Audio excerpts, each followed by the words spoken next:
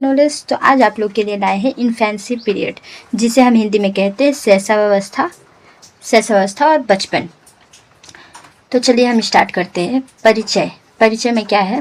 तो एक परिवार में बच्चों का पालन पोषण करना एक ही समय में रोमांचक या चुनौतीपूर्ण होता है।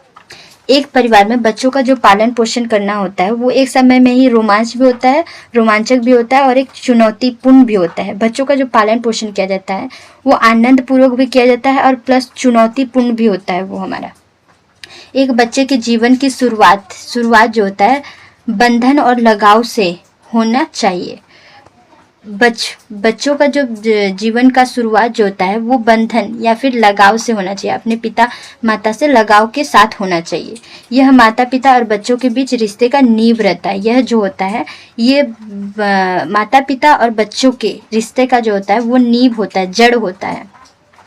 इसीलिए कहा जाता है बच्चों का जब पालन पोषण किया जाता है तो उसे अच्छे से करना चाहिए, क्योंकि वह उसका नींव होता है, जिससे बड़े होकर बच्चे वही चीज़ सीखते हैं जैसा उन्हें ज्ञान दिया जाता है।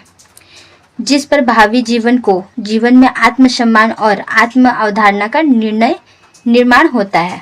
जिस पर भावी जीवन, आने वाले जीवन जो होता है उस पर आत्मसम्मान और आत्म अवधारणा का निर्माण होता है। उनके जो आत्म अवधारणा होता है उसका निर्माण होता है। यह वह समय है जब माता पिता यह पता लगाते हैं कि यह नया व्यक्ति कौन है। यह जो इन्फेंसी पीरियड जो होता है यह वह समय होता है जब माता पिता यह पता लगाते हैं कि यह व्यक्ति कौन है, मतलब कि कौन है और कैसा बनेगा, ये सब का पता लगाते हैं। शैशवावस्था के दौरान हमारे अंदर क्या क्या होते हैं? तो हमारा शारीरिक विकास होता है, संज्ञानात्मक विकास होता है, भावनात्मक विकास होता है और हमारा सामाजिक विकास होता है।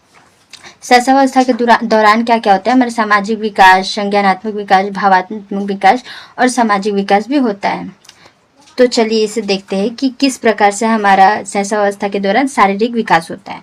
तो फर्स्ट हम लोग हेडिंग देंगे, ऐसा हम लोग ड्रॉ कर लेंगे। ऐसा है, ड्रॉ करने से अच्छा मार्क आता है, तो इसीलिए हम ड्रॉ कर लेंगे। फर्स्ट है हमारा शैशवावस्था के दौरान शारीरिक विकास। किस प्रकार से हमारे शैशवावस्था के दौरान शारीरिक विकास होता है, किस प्रकार से? तो जन्म से लेकर 2 वर्ष तक लंबाई और वजन में तेजी से वृद्धि होती है। जन्म से लेकर 2 वर्ष तक कोई हम शैशवावस्था के दौरान क्या होता है? लंबाई और वजन में बहुत तेजी से वृद्धि होता है। सिर नवजात शिशु के शरीर का सबसे अधिक ध्यान देने योग्य हिस्सा है। जो हमारा सर होता है वो अधिक ध्यान देने वाला हिस्सा होता है। इसलिए हम लोग कहते हैं ना कि बच्चों का, जब छोटे बच्चे होते हैं तो हम लोग उसे अच्छे से पकड़ते हैं, सिर इधर उधर नहीं करते।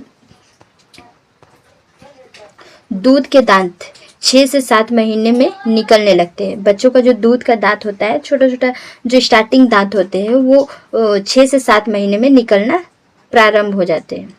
बच्चे की हड्डियां में पानी अधिक मात्रा में और खनिज पदार्थ कम मात्रा में होते हैं। एक वयस्क की तुलना में बोला जा रहा है कि एक बड़े बच्चों या फिर बड़े व्यक्ति के तुलना में बच्चों के जो हड्डियां जो होती है उसमें खनिज पदार्थ कम होता है और पानी की मात्रा अधिक होती है। हड्डियां वयस्कों की तुलना में नरम और अधिक लचीली होती है। जो बच्चों की जो हड्डियां होती है वो बड़ों की तुलना में अधिक नरम होती है और लचीली होती है। दूसरा बीट है हमारा शैशवावस्था के दौरान संज्ञानात्मक विकास। शैशवावस्था के दौरान बच्चों का संज्ञानात्मक विकास किस प्रकार होता है?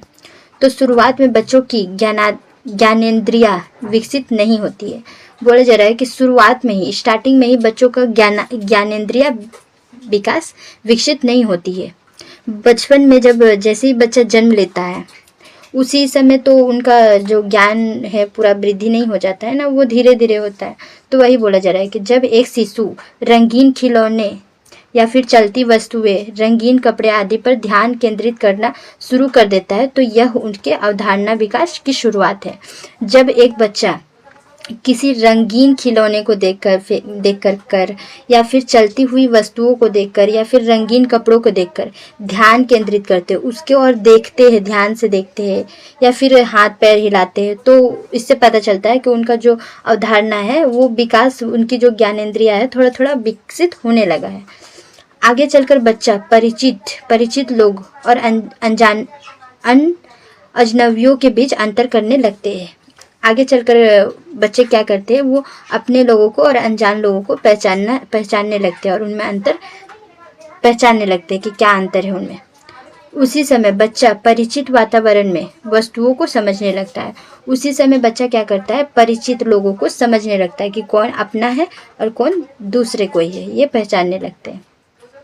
धारणा के आधार पर बच्चा गलत अवधारणा बनाना शुरू कर देते हैं।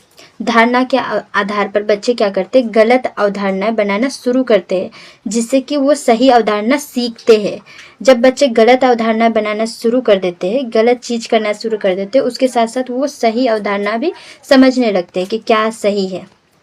1 वर्ष की आयु तक बच्चा कुछ शब्द सीख जाता है। 1 वर्ष की आयु तक बच्चा जो होता है कुछ शब्द जो होता है वो सीख जाता है। धीरे धीरे उसका अनुकरण करता है, धीरे धीरे वो शब्दों को सुनता है और शब्दों को धीरे धीरे वाक्यों द्वारा भाषा में परिणत करता है या फिर बदलता है, या फिर धीरे धीरे वो शब्द से लेकर भाषा सीखता है।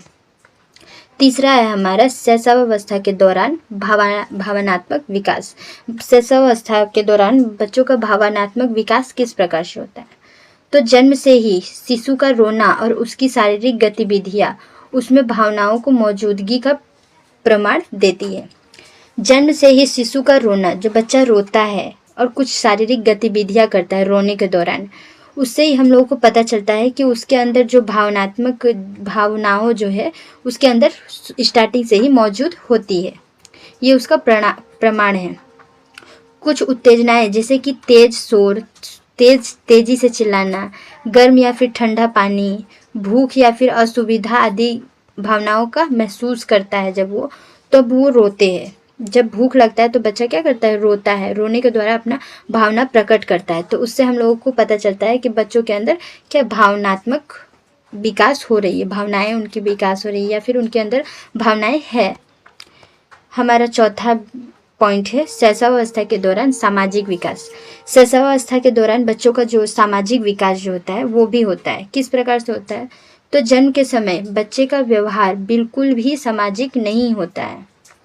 जन्म के समय बच्चा बिल्कुल भी समाज के बारे में नहीं जानता है कि समाज क्या होता है, समाज के बारे में सामाजिक बिल्कुल नहीं होता है। लेकिन वही बच्चा धीरे धीरे जब बड़ा होता है तो वो समाज के साथ रहना, समाज के साथ संबंध बनाना और समाज में रहकर बहुत सारी चीज़ें सीखना शुरू कर देता है। तो बच्चा आत्म केंद्रित होता है और शारीरिक आवश्यकताओं की संतुष्टि के बारे में चिंतित करता है। बच्चे धीरे धीरे क्या करते हैं, आत्म केंद्रित, खुद के बारे में समझने लगते हैं और अपनी शारीरिक आवश्यकताएं क्या क्या होती है, किस प्रकार उनकी शारीरिक आवश्यकताएं को संतुष्ट करेंगे वो, ये सब चीज़ों के बारे में सोचने लगते हैं। और क्या होता है, तो शारीरिक आवश्यकताओं की संतुष्टि के लिए माता पिता पर निर्भरता के कारण पहला सामाजिक संपर्क माता पिता या देखभाल करने वाले के साथ होता है। तो सबसे पहले बच्चों का जो शारीरिक कोई भी आवश्यकता है उनके माता पिता द्वारा ही पूरा होती है। तो इससे सबसे पहला उनका जो सामाजिक संपर्क है वो माता पिता के द्वारा या फिर उनके जो संबंधी है जो उनका देखभाल करते हैं, उनके साथ अधिक समय बिताते हैं, तो वो उनका पहला सामाजिक संपर्क होता है। तो यहाँ हमारा शैशवावस्था समाप्त होता है। तो अगर वीडियो पसंद आई हो तो वीडियो को लाइक करें एंड सब्सक्राइब करें। धन्यवाद।